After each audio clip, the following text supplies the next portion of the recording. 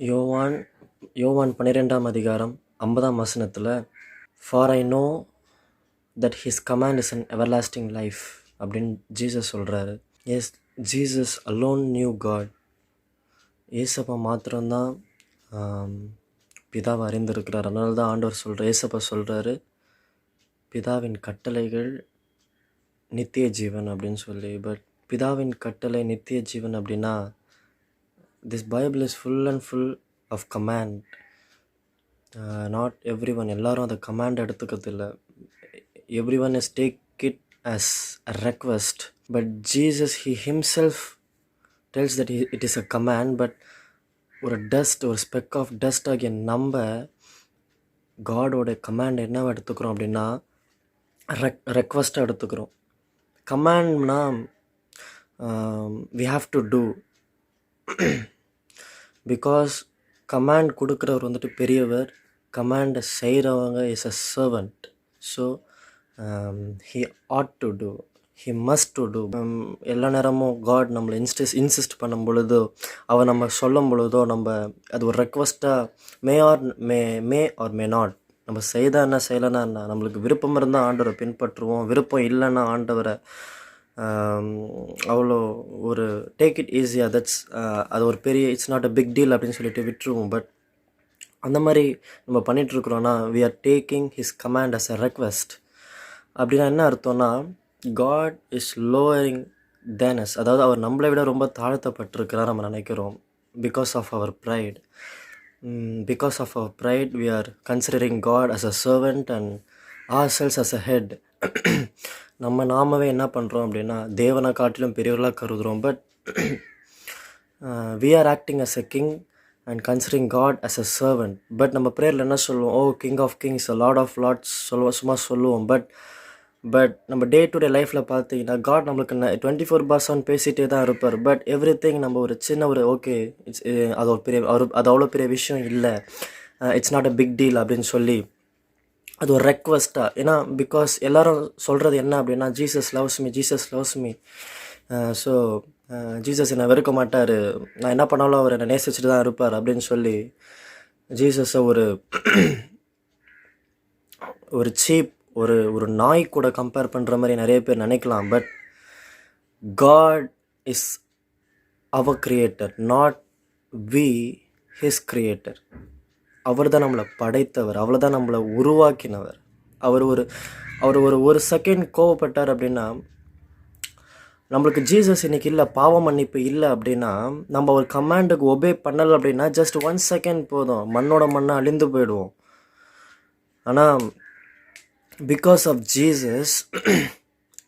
Jesus இருக்கிறதுனால தான் நம்ம ஜீசஸ் என்ன நினைக்கிறோம் அப்படின்னா, he is a servant of us because he loves us, he loves me. அவர் வந்து ரொம்ப நேசிக்கிறார் சொல்லிட்டு அவர் கீழ்ப்படவே மாட்டாங்க. அவர் நிறைய டைம் சொல்லுவார்,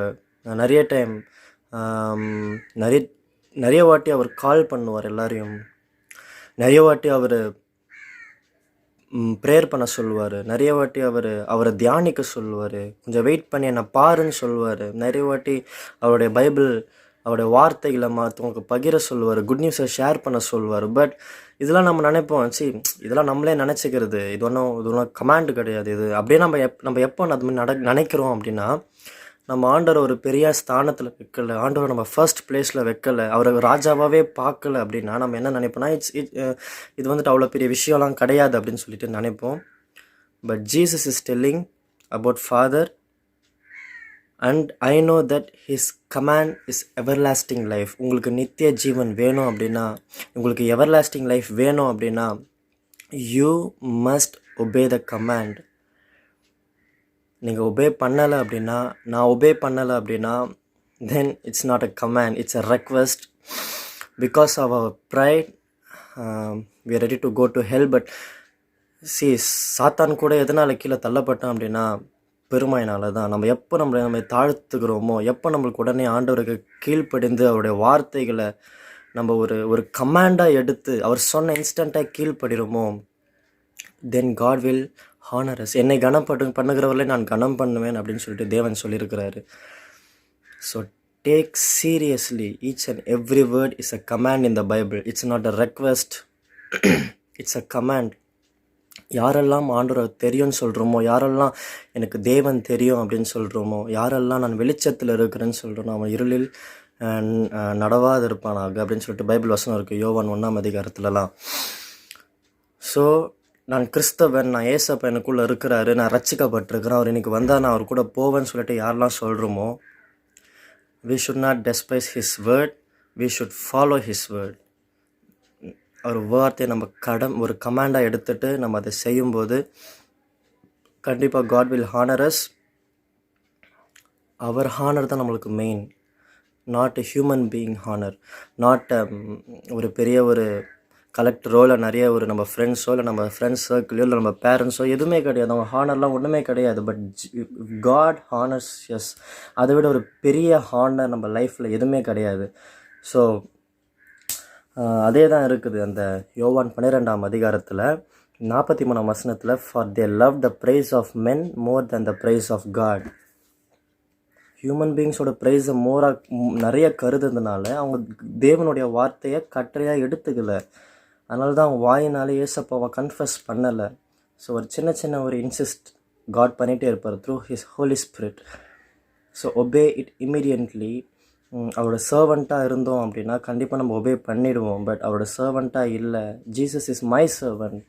காட் வந்துட்டு தேவைப்படும் பொழுது தான் நான் அவர்கிட்ட ஜெபம் பண்ணுவேன். காட் எனக்கு தேவைப்படும் பொழுது தான் நான் அவர்கிட்ட இன்டர்சீட் பண்ணுவேன் மற்றவங்களுக்காக.